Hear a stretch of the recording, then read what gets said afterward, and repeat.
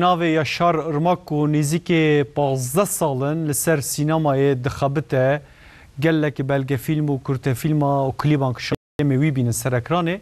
Li Amedê dê yekemîn rêzefîlma li ser înternetê de derhênêrtî û senarîstiya rêzefîlmekî kir. Heta kurtefîlmeka bi navê Taxa Me ku hebû zarokên Amedê têya dilîstin bi destê xwe kişandibûn. Ew jî gelek hatibû ecibandinê. Em ê biçin Yaşar Irmak جنیز و نصب کن.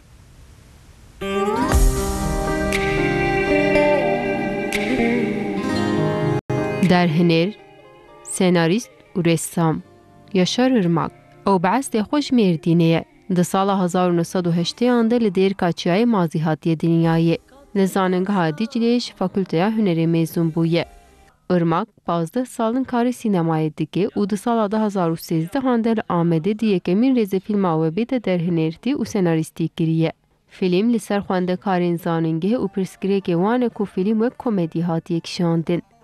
Xta derin zanengehê çawa şorxanî digirin tî ew îlişkiyê wan nav du mektebê û dersê wan. Li ser îje komedî çêkiribû.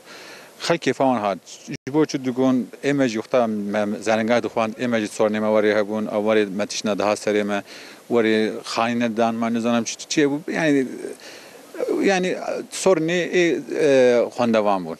Kurte filma xoya binavê Taxa Me bi destê zarokên ben û senîdayê kişandin. Ev kurte film gelekî hatiye ecibandin.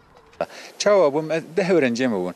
Herkê kamera da wan min digo her xwar ndurê روکی شخور محله خو بخشینن تاخو خو بخشینن اون چی دو خواست ای چی دکشاند ای قارتل هبو کشاند بو ای اتاری سالونه هبو کی ود کم بو belki 30 سالی هبو لورا کشاند بو ای چوبو ای پیرکی وره سالچه چدکن نه کنسرو چدکن وان کشاند بو ایجم وانا گشتک توپ کر مکر تاخامن kurta film.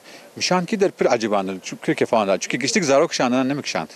Heruha Irmak ji gelek film û rêzefîlman re direktoriya qasdê kiriye.